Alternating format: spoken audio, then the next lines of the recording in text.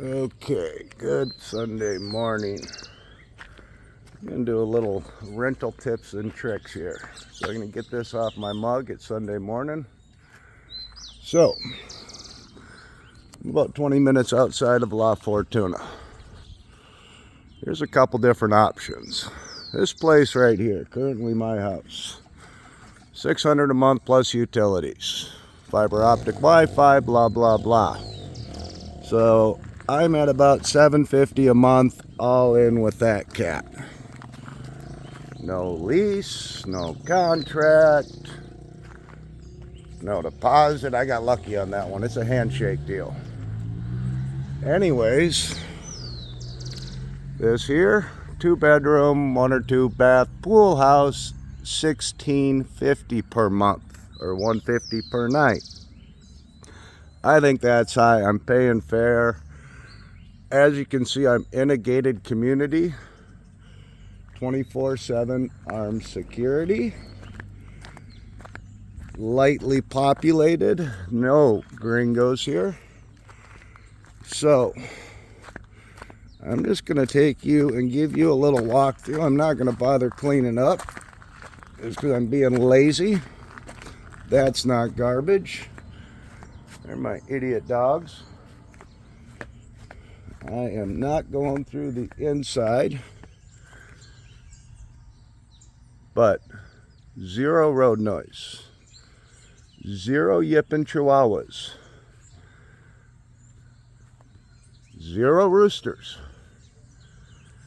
zero bars on my windows. The neighbors don't have them either. And seriously, I am so opposed to the bars on the windows. I got robbed a couple months ago at my last place in Escazú. That was a crackhead's fault, but living in Costa Rica, having the bars on the window and razor wire, just not my gig. So, as I was saying, I'm at $600 a month. Huge. Hold on, I'm gonna let the dogs out before they shut up. Come on, dum-dums. Anyways, there was a new septic installed shortly after I moved in. About 75 yards that way is a community pool and rancho. And there is, on the other side of that tree, is where R&L is, so there's a view.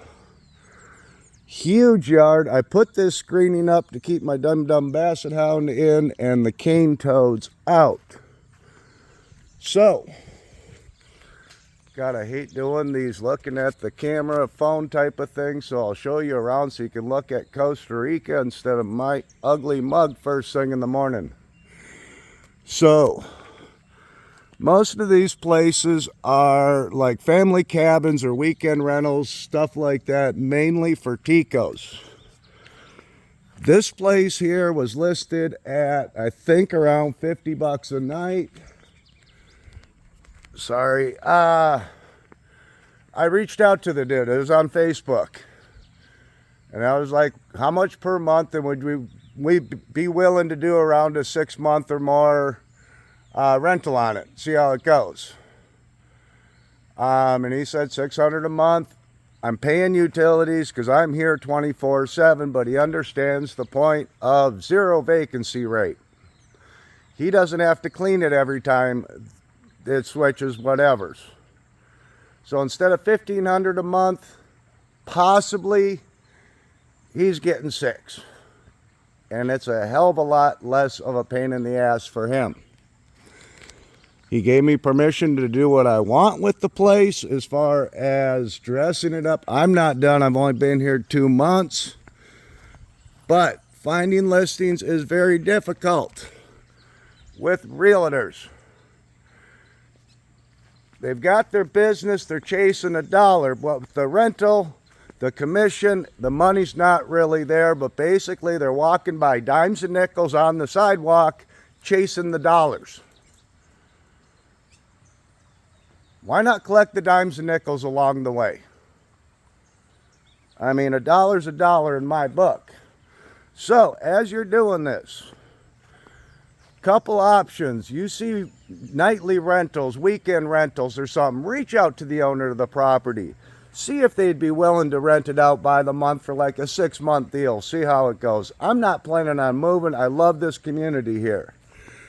There is only a couple full-timers here. That dude's cool as hell. The guy across the street, I borrowed sugar from them. That house there, they brought me dinner last night.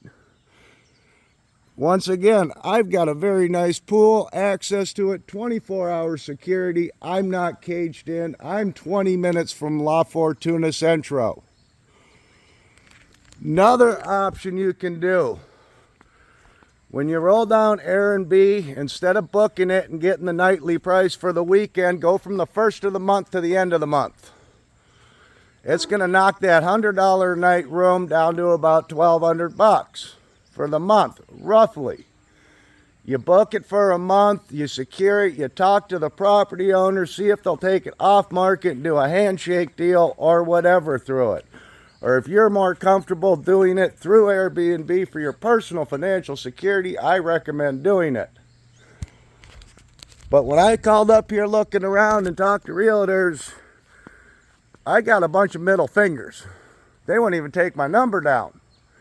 Another thing I do is when I'm driving around, I see a "Se Vende," a for sale sign out in the yard, I ask them. Or if I see something listed for sale, ask the owner, hey, would you be willing to rent this out for a year or so?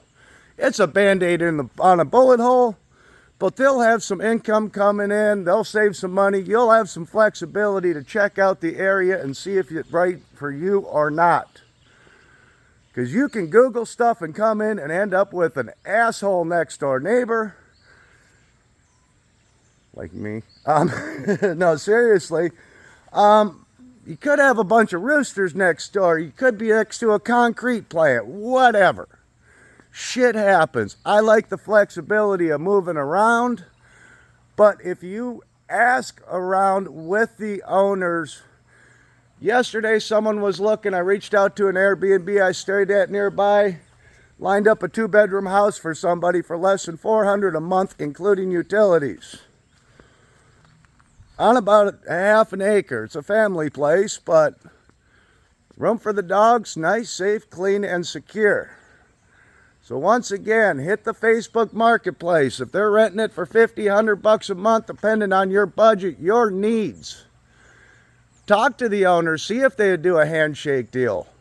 These 3-year contracts, fine and dandy. If you want to sign one, sign one. If you can get into a place with first a month's rent, awesome.